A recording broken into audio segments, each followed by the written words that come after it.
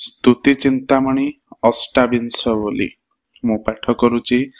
शांतनु त्रिपाठी। शून्य पवन पुरुष बोलाइला जलधारा हेला स्थिरी एथिरु अधिक अछि जेबे संथे कहि दियो बाछि करी नाग अंश कला जाकु लागि थाई सुण कहि देबा ठिका सर्पकु बंदीरे पकाई फांदरे करंती गुणी जीविका पृथ्वी अंश कला जार अंगे थाई सहिबा पणकु क्षम निंदा स्तुति मान नगे नई मन सबु मणु थाई सम दिग अंश कला जेउ प्राणी बहे नित्य करे परवास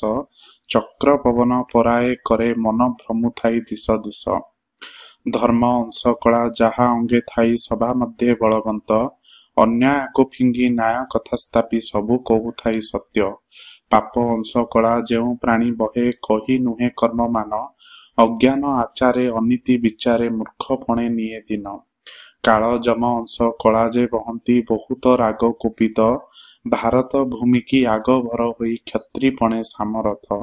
काम अंश कला जार अंगे थाई थय नुहे पंचु मन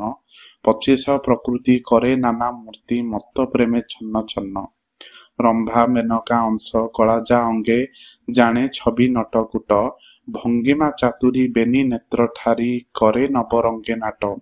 देवता अंशरे जेहु जन्मी थाई गाय नरे गुणवाद मृदंग करताल खंजरी मर्दल बजांती अनेक वाद्य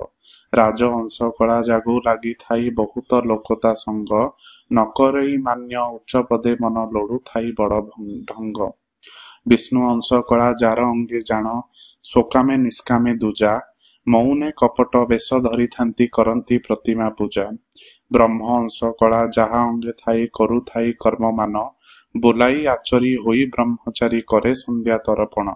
देव अंश कला जाकु लागि थाई चारि वेदे उद्दीपन स्नाहन तर्पण त्रिसंध्या विधान जप मंत्रे तार मन शिव अंश कला जार अंगे थिब स्नान शौचरे तेजा संवर्भ जोगाड़ धूप दीप घेनी करु थाई लिंग पूजा इंद्र अंश कला जेहु प्राणी बहे दाता पणे समजोग